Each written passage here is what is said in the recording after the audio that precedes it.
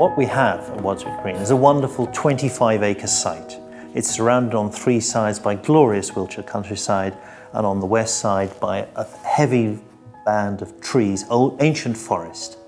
It rises gently from north to south, and I decided that we would put the central facilities up against the backdrop of the trees so that it wouldn't dominate the site. It would always be below the skyline.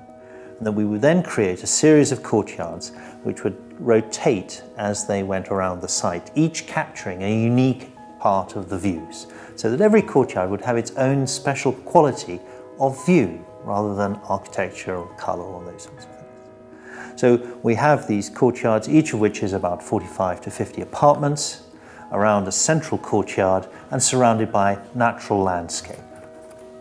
If we look at the detail of how a courtyard works, you park your car on the outside and you walk through a narrow opening into the courtyard and you see the view, and the buildings angle away from you so that the view is wide and generous.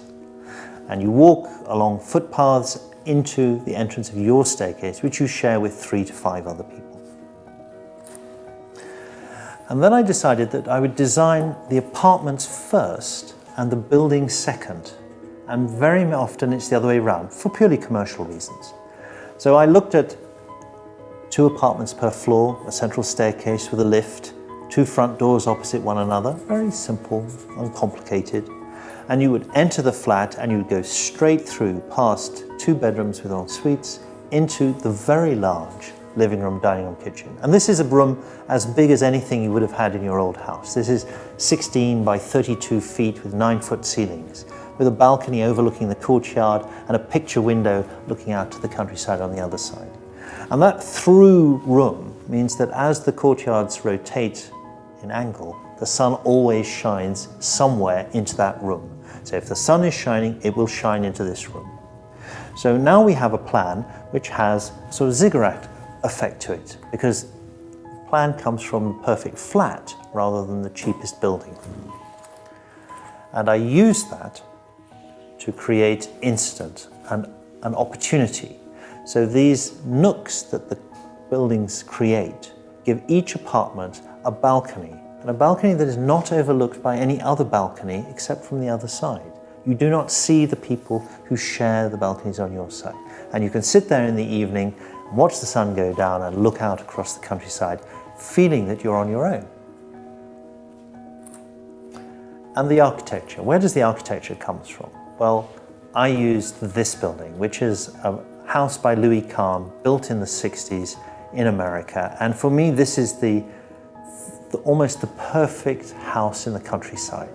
It is 2 linked buildings, a double height living room, and a kitchen and bedrooms above on the other side. Made of very simple materials, beautiful joinery, simple rendered walls, a flat roof, and the greenery. And so I thought, right, I will use some simple materials. I will use brick because it's very humane. It's a texture we all understand, it's a scale we all understand. I'll use timber because it's lovely, it's warm, it's textured. We'll have lots of glass because I've got big windows. I mean, we are talking seriously big windows to capture the view. And we'll have render so that we have a mix of materials, and balconies that are objects that sit in that space. And I will use those materials. I'll use the plan form that the perfect flat creates to create modern blocks of apartments. And these are 2- and 3-story buildings.